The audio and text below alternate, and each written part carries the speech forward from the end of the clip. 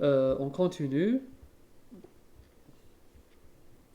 Bon, bien sûr, avant de terminer, pour la biopharmaceutique, euh, après avoir déterminé ses propriétés, étudié et déterminé ses propriétés, euh, là, on pourra développer, d'accord, on pourra développer une forme, là, c'est-à-dire après avoir développé ça, étudié et déterminé ces facteurs, on pourra développer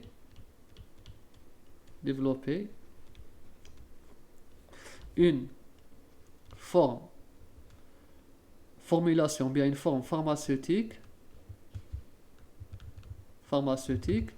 avec une biodisponibilité souhaitée, une biodisponibilité désirée.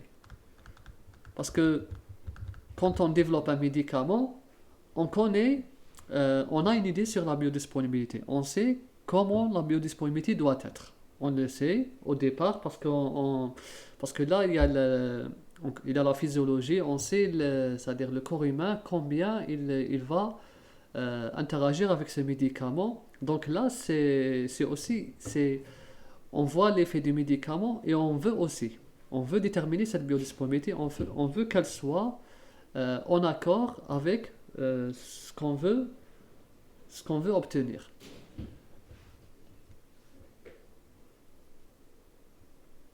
Maintenant, cette biodisponibilité, si elle est bien déterminée, on peut dire que le médicament aura une bonne efficacité et une faible toxicité.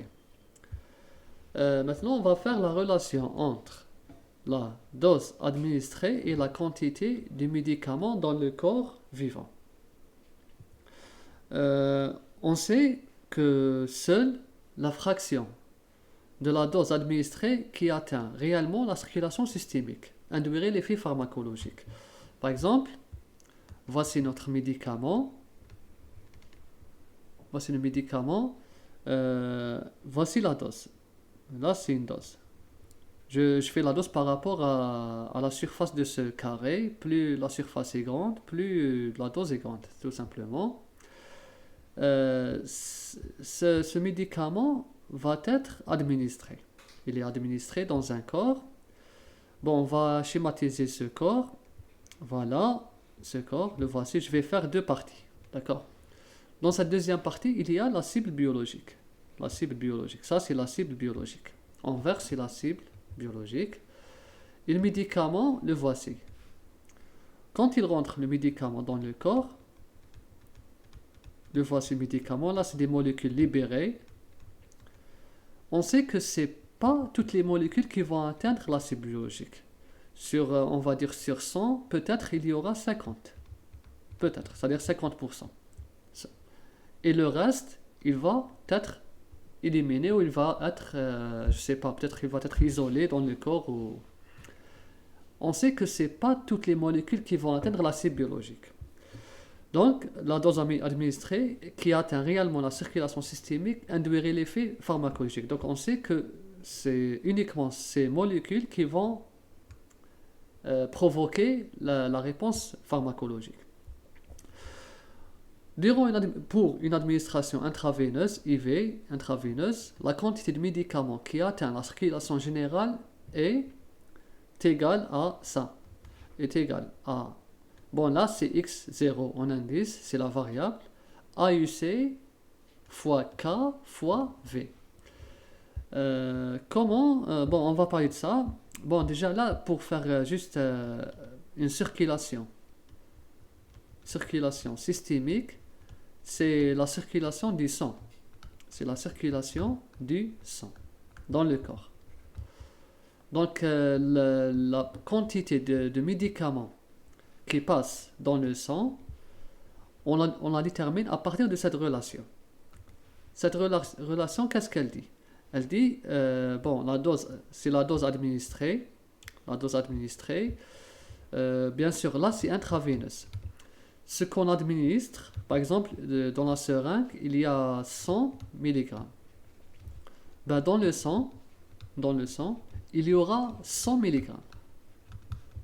Pourquoi? Parce qu'on a fait une injection. C'est une injection qui détermine c'est-à-dire qui fait que le sang reçoit totalement la masse ou bien la quantité de ce médicament.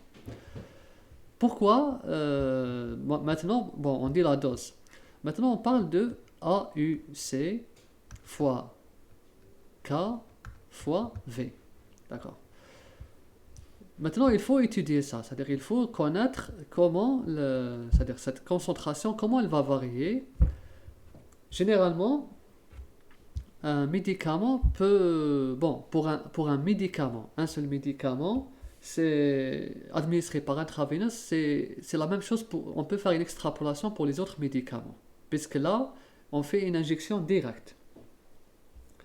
AUC, c'est tout simplement AUC, c'est, bon là c'est en anglais, d'accord, c'est Area Under Curve, d'accord, Area Under Curve, ou bien l'air sous le pic, l'air sous le pic, ou bien sous la courbe. On peut l'appeler air sous la courbe, ou bien Area Under Curve, c'est AUC, entre 0 et infini, entre la concentration de départ et la concentration finale. K. Le K, c'est juste une constante de vitesse. C'est une constante de vitesse. Et le V, c'est le volume de distribution.